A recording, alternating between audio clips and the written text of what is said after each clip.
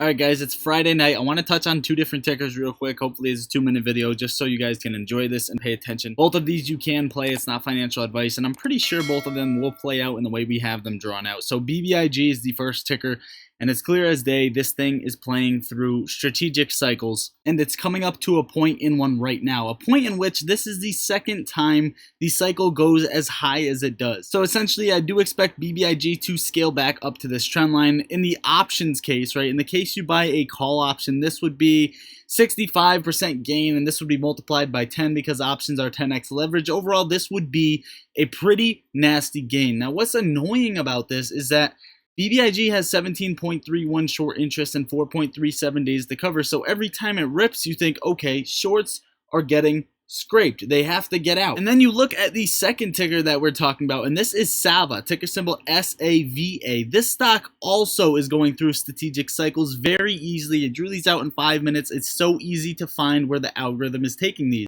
With that being said, BBIG is calls, SAVA is puts. SAVA is on the end of a cycle, starting a new one, and when this happens, just like AMC, you get a push up and then a push back down very quickly. So be very careful if you are in SAVA.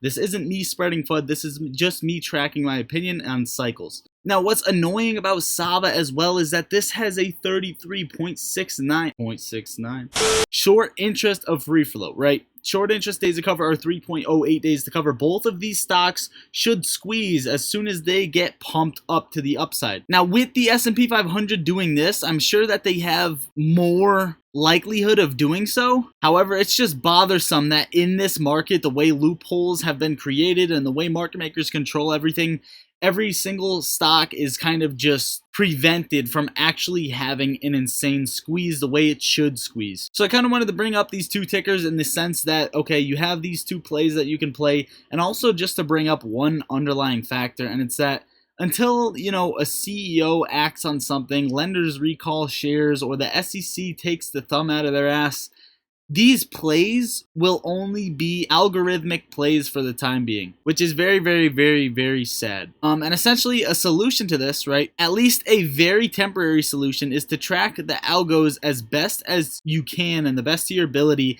and just play trades from there on out and be consistently profitable amongst the algorithm. But essentially what this is doing is just keeping the market maker alive forever, which is what the SEC wants, but also just destroying companies amongst other short sellers, right? You're being with other short sellers, and this is the problem here. This is what they want. Overall, guys, I just wanted to touch on this because I already made a video, and it's Friday night, and this is going to be the last video I'm posting for the night.